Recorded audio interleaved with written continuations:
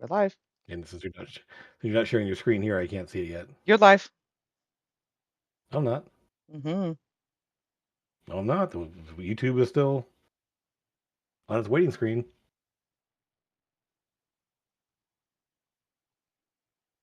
If you're telling me I'm live, I can't see or do anything. You are live on YouTube. I can see it. Oh, I'm looking at YouTube right now. I don't know what to I'm tell you, I'm Jim. chatting on YouTube right now. Okay. Wow. It's very delayed. It's very there, It is though. very delayed. Okay. Hi there, folks. Hey, we are running here because yeah, my screen wasn't refreshing, and so here we are. Fun with OBS and YouTube. Yay, folks. Hey, welcome back to DM&D. I am Jim, aka Argent Wind, and I'm your host here on DM&D chat. Good to see you all. We had some problems here. This is take two on our regional problem situation, our world building setup here. And now Dow is saying he can't see us. What's going on here? Oh yeah, our cameras went blank. Oh, yeah, What'd you it'll do? come up in a second. It should be there in a Okay, we're moment. good. All right. As long as you can still hear me, that's the matter part. That's the most important part because um yeah, you don't want to see our faces that badly. So Yeah, we do. anyway, hey folks, um we are here talking about our world building. We are in our world, our Spireverse. And we started talking about this last time here, and we were having issues with sound and couldn't make it work there, so we had to finally stop because of OBS updates and interfaces and all kinds of problems here. So they are all fixed, running now. We are going to run for about a half an hour. I might have to duck out and let Nance finish up here because I've got somewhere to be in less than an hour. But hey, uh, picking up where we left off, we started in the Spireverse looking at these different continents, and if you're able to see this, we are in the southwest continent in this Spireverse here. If we zoom back out, I'm not sure if you want to zoom out to the rest of the world here. Um, I can zoom, but you're on your screen there. There are these big continents and the big spire in the middle, and we are down in this sort of like this bottom left continent here that has sort of a post-apocalypse feel to it. There, a mixture of um, desert landscape and maybe wastelands, along with this green, sort of like more swampy, foresty area in the center. And so we kind of made an idea of like what we can do in this region for possibly running campaigns or setting up regions or villages or kingdoms or anything else like that. And I want to point out in this kind of concept of the Spireverse here, um, the idea of having a multiverse, the Spire being the one consistent thing that goes through the entire layers of this onion like or like section of uh different universes essentially. Are we running into problems here? I'm seeing spitting. Okay, cool. Um and the um uh so the idea that anyone could run in this universe and make differences, the idea of this multiverse kind of thing of like you can run the same continents but have different things happen from one to the other, from one universe to another. And so we're kind of looking at what we can do here. And I kind of want to look at this as sort of like taking geographical cues from what's here to making a decisions about how we would run a game in this area. So I'm going to zoom on in my screen there so I can ping the map and show what we're looking at here. You want to zoom back in on our chosen landscape. That's what I was on. I had to uncover the map for everybody else. That's why Gotcha. it was Yep. all wonky. Gotcha. Cool. So if I ping on the map here, you should see that as well. And so yes, we are down in this bottom left thing here. Is YouTube having delays? Because I'm seeing like Mm-hmm. They're buffering issues. Okay. they are delayed. Yeah. Okay. So, um, and we're not gonna like take Dow in your game and you're running in this world here. You can call it Dow Swamp and put whatever you want there. And that's the beauty of this. You can call it whatever you like. Um, but the idea of this could be swamp area, this could just be an overgrown forested area. The idea of this center part being the bastion of life and a lot of like desert wastelands like radiating out from it. The borderland here being the places where um sort of like the trees are dying off and trying to hold back this wasteland on the outer edges. Um, and we can kind of pick and choose anywhere on here. Running a campaign out in the desert wasteland might have like a Mad Max kind of feel to it, with large. I can see almost like maybe um, savannah, like rhinoceros and like things like that, pulling large spiked wagons and trying to get from one place to another, while crazed uh, um, uh, tribes of savages are trying to attack your caravans, kind of get place to place. A very different from campaign from living in the swamp area and trying to keep back, yeah, um, to keep back any sort of um, uh, um, rotted wastelands or overgrown plant monsters. I mean, this whole continent to me has a sort of a feel of like this, like nature gone wrong kind of thing. And that's just my take on it. Obviously, someone else may have a different take, and a different idea here. So, Dan, what do you kind of see as a fun area to look into on this place here? What would you kind of see as a I, uh, partially check out? being a dwarf, like the mountain areas. So I Kind would of probably up hang out around. either up the upper areas or that very low area right behind the Oh, grasslands. yep, down here. Yep, Yep. Yep. I would those were my couple of places that I was looking at starting. 'Cause you know me and water. I love to play with the water a little bit too. And like I was thinking like part of the mountain is starting to become flooded with seawater, thus making the dwarves leave and having some type of conflict with whatever lives in the grassland. sure. So, sort of a regional area down here of some a conflict between the fleeing dwarves Mm-hmm. and whatever is left up in here. Maybe lizard folk, like I'll say like a bayou alligator type folk. Um, that'd be Possible. fun, kind of Yeah. do around there. Um, some pontoon riding, like wild elves of some kind, or Or um, kobolds that are, just hanging out chilling and now they're sure, gonna yeah, they're there, getting overrun by these interlopers from the mountains. right? Sure, Yeah. yeah, yeah. Um, and so we kind of so you can don't forget, basing an entire campaign in one section of this map. And so you don't have to go to the entire world and say, hey, we need to detail everything everywhere. Start small. Start maybe in a Kovo village that's having dwarves showing up, like trying to harass them or whatever else you want to pick. Or maybe some dwarves are trying to move into there and make peace, or trying to find a place to stay or find what else there. The idea the party could be a mixture of wandering adventurers trying to find somewhere to go. Um, so, so the campaign can start that small, where it's literally just we're going to hit the entire campaign may take place in this one little section down here, or the dwarves, in very uncharacteristic fashion, cut down a bunch of trees and make a ship and start moving along the coastlines, trying to find like trying to go along the coastlines to find a place, maybe a mountainous area up here to settle in instead. It's not falling into the ocean. Um, so, yeah. So then again, so I mean, you have a what would you call your dwarf homeland that's being lost down there? And Mm, chat, please jump in with your suggestions and anything else you might see in terms of ideas, because we can actually just put them on the map right now. uh-huh, that texting lovely thing, that texting tool from Roll20. It's real nice. Um, the mountain dwarves, so probably something that would start with a K, because dwarves like to have hard K names. Sure. For me, it's always KH because of Uh-huh. Yep. Tolkien and the language being Khazul, Yep. KHUZDLUL. Yep.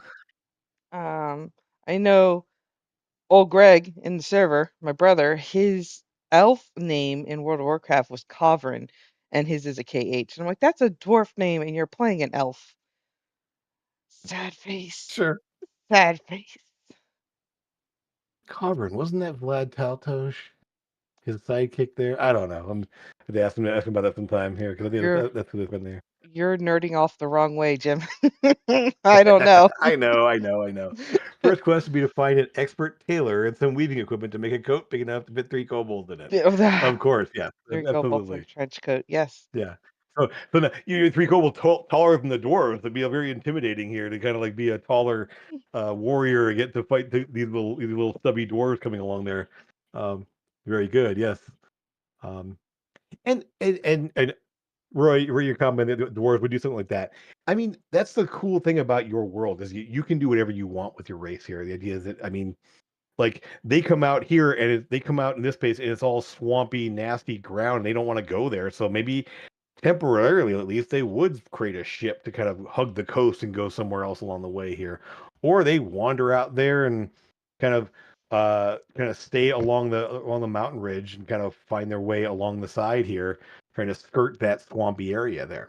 um I can't imagine dwarves liking trudging through swampy territory because they're so heavy and Yeah. would sink into the ground every step. I would almost think that from over here, where they are Mhm. living, they could possibly see the mountains on the other side of the bay, depending on how Sure. big you want that bay to be. Hmm. So if that's the case, they could just take a boat and get over there to the other side and attempt to set up over there. Yeah. And now over here, this is all kind of a wasteland. So now their mountains don't have the resources their homeland did, and so they get over there thinking, "Oh, we're going to be good," and now it's like Hmm. it's all dry desert, like scrubland everywhere, and like, oh no. Um, so now it's a matter of finding new resources for their kingdom and everything else, and sending out on a party of adventures to see what's out there. Um, Exactly. exactly.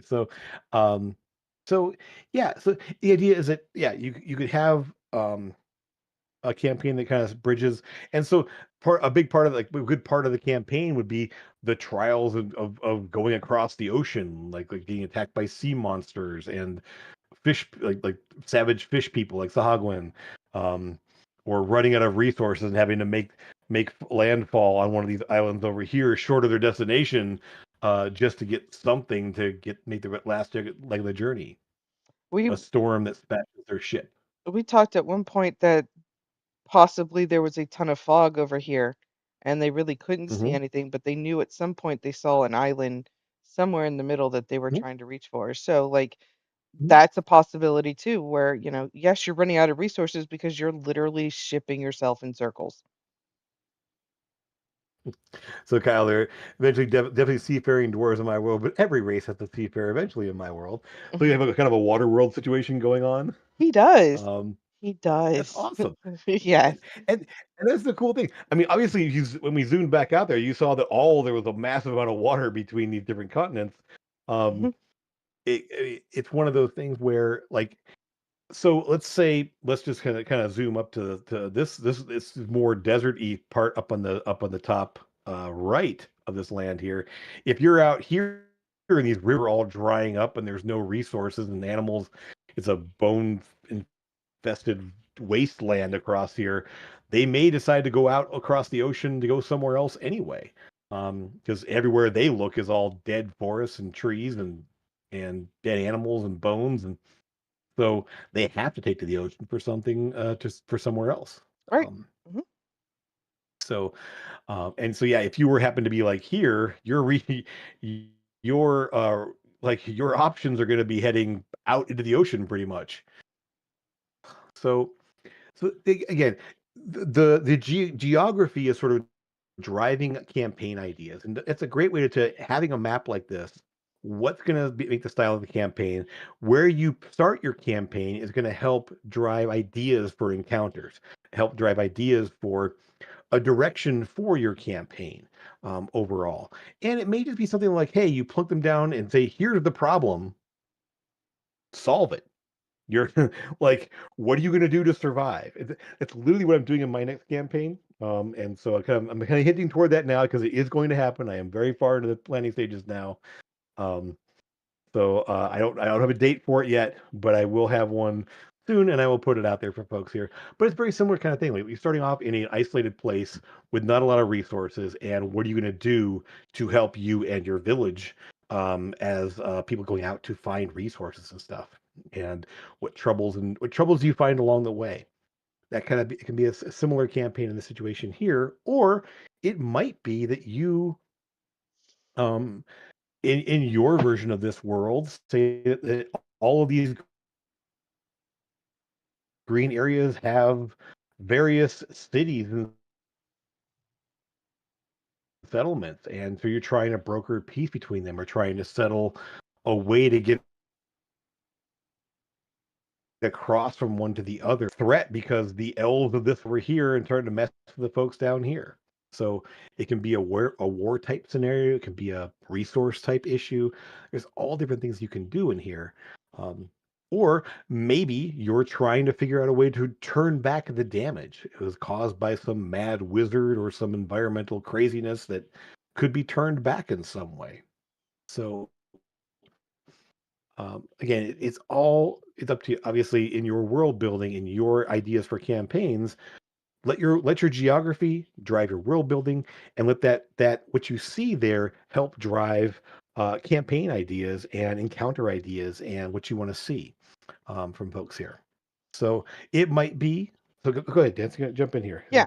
So over there in the Dwarven area, just past the mountain, I can ping because I figured some stuff out. Um, right there, Sure. right there in that area, there is Mhm. it looks like a dried up lake. And instead of having the dwarves leaving the mountain, I could instead have whatever creatures, lizard men, attacking the dwarves because they have dried up that lake. And we could have the adventure parties, depending on which side they choose, may have to do political aspects, solving their Yep. political issues because, there's language barriers.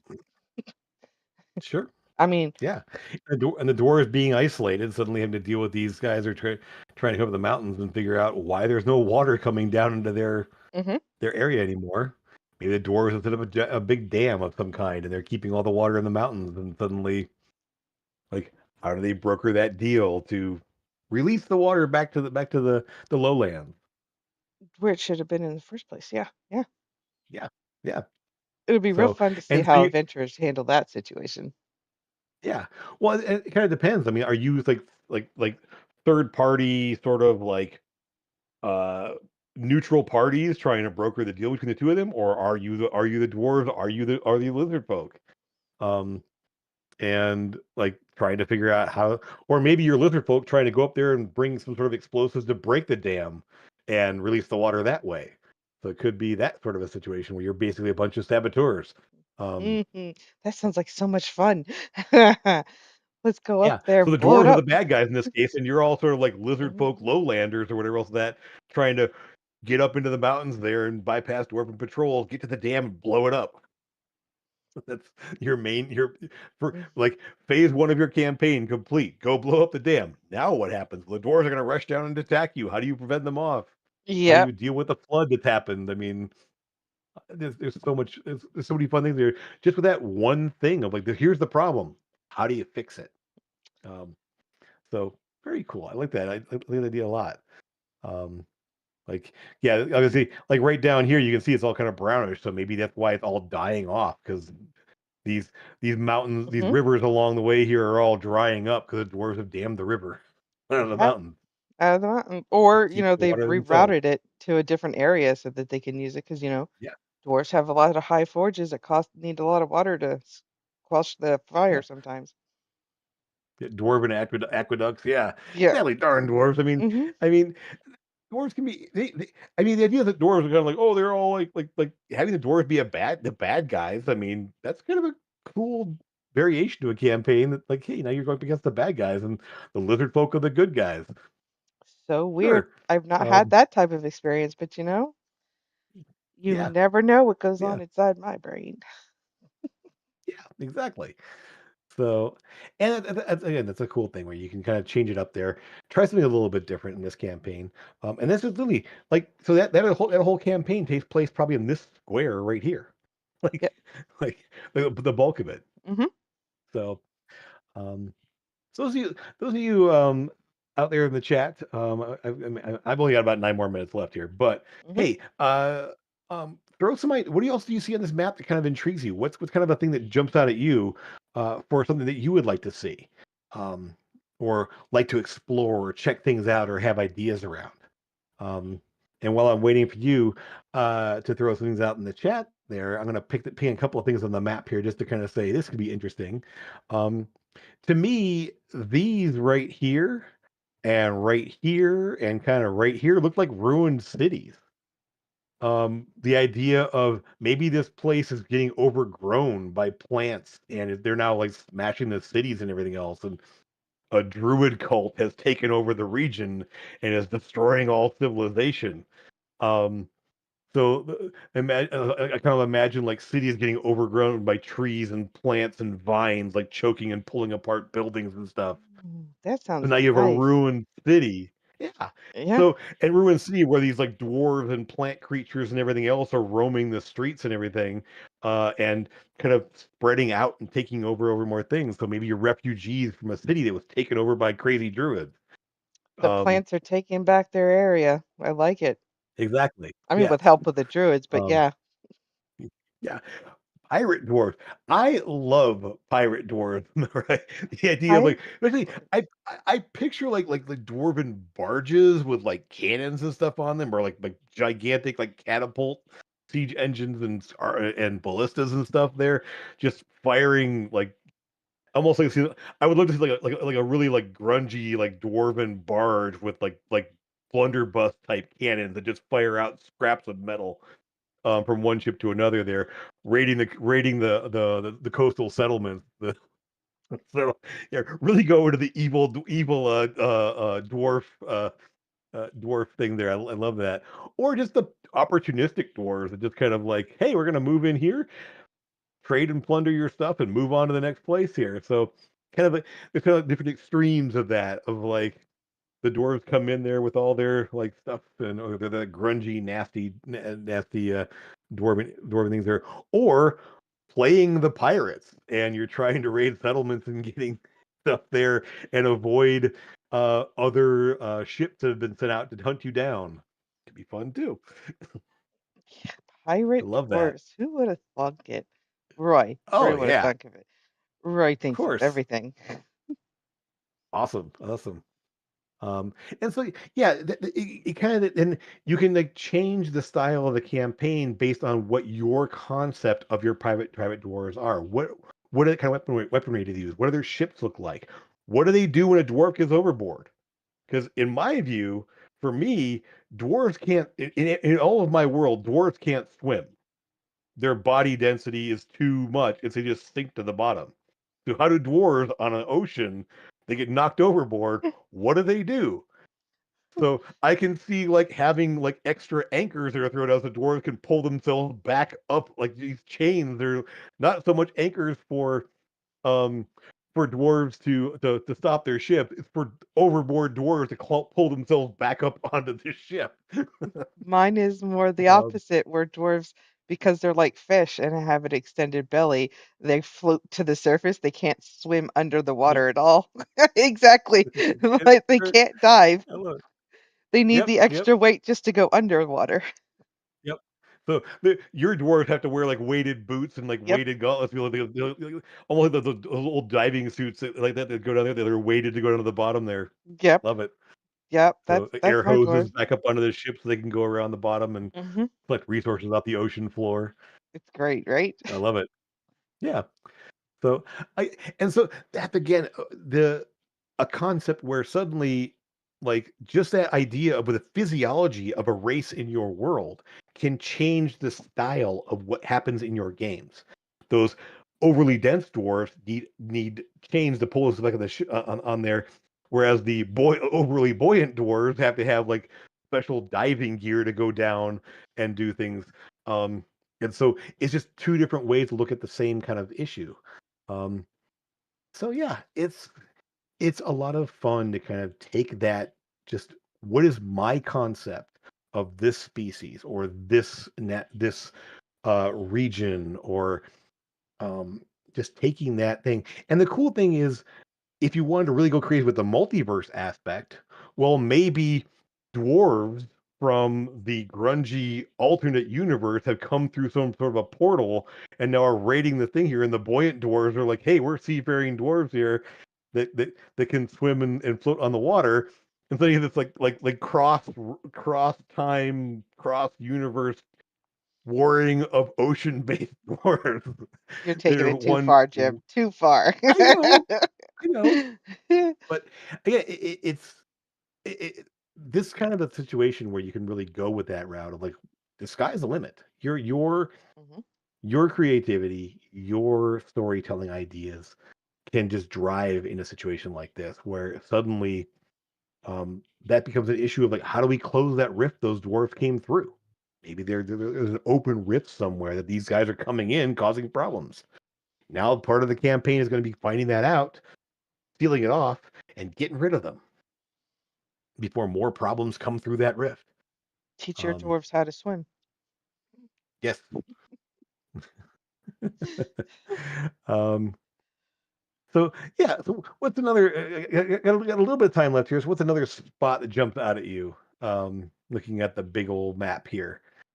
Um, is there I mean, anyone else that jumps?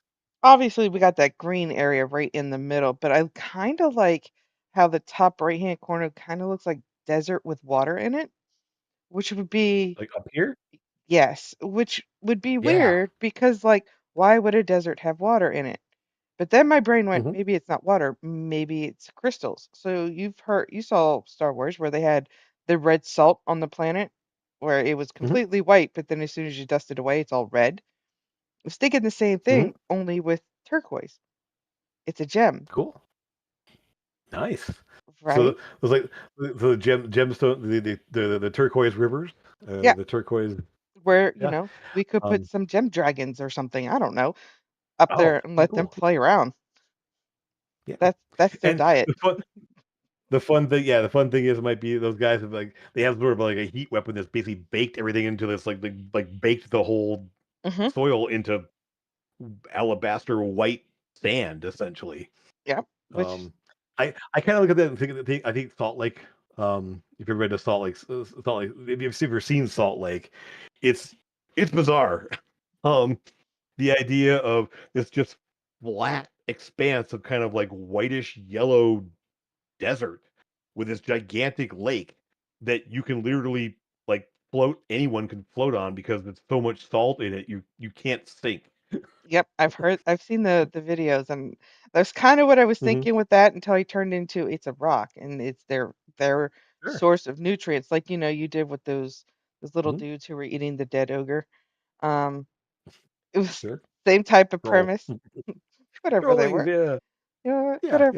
yeah, Yeah, same yeah. sort of premise. And it could be a mix. I mean, like some of these things like here and maybe over here are actually water, or some of these like larger like areas are water, and it's like just, but there's no water in between it. It's all just like baked, Hmm. like fossilized turquoise.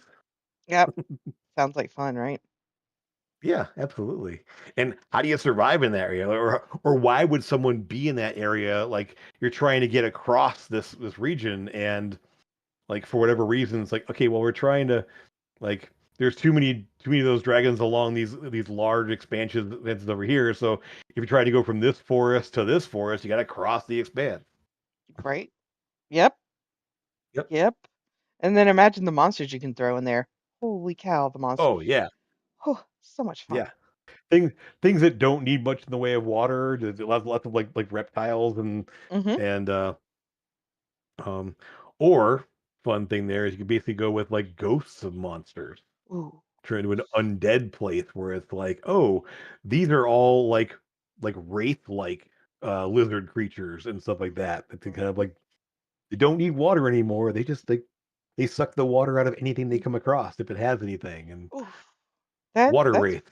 water wraiths. That would be awesome. Yep. Yeah. All right. Well, So we are at 8:31. yeah. So I need to jump off here, but if you want to stick around and grab some more ideas from folks here, then feel free. Nope. But I'm gonna hop off here. You gonna go? I'm gonna go too Okay. because it'll mess Uh, with the cameras. So. Gotcha. Cool. All right. Yeah. Well, in that case, thanks for hanging out, folks. Here, we're gonna do this again soon. Here, maybe a different one. Maybe flesh out some ideas here and throw some more things out here. But we're probably gonna pick a different land mass and see, or kind of focus on a different area with some different ideas here. And I really hope you guys can throw some ideas to us, or just say what some things you would like to see in terms of this. And as always, if something of this sparks an idea in you, I hope you can take it and run with it. I mean, absolutely.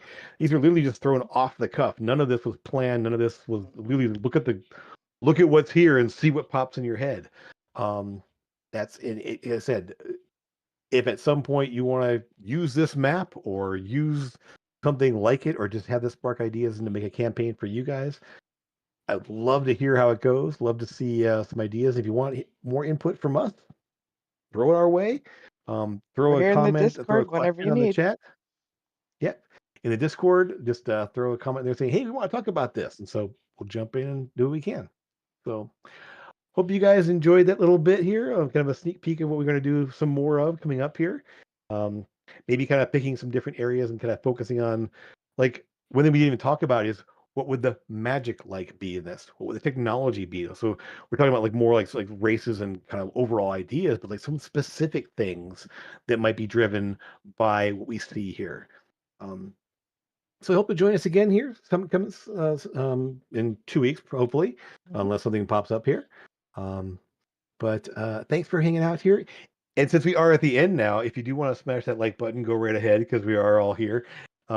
Be great there. Um, and one thing I had mentioned before here, but because our updates sometimes are a little bit like like I didn't know we were doing this until earlier today. So if you do use that, hit that bell icon. If you're subscribed, hold the bell icon there. It'll ping you it'll let you know when we actually put up schedule a stream. So you might get notified that way as well. We try to notify the Discord, um but sometimes it's a little bit short notice. But if you hit the bell icon there, as soon Mhm. as I create the event, you'll get notified for it. So that'll help you guys a lot if you want to join us. So thanks again for being here.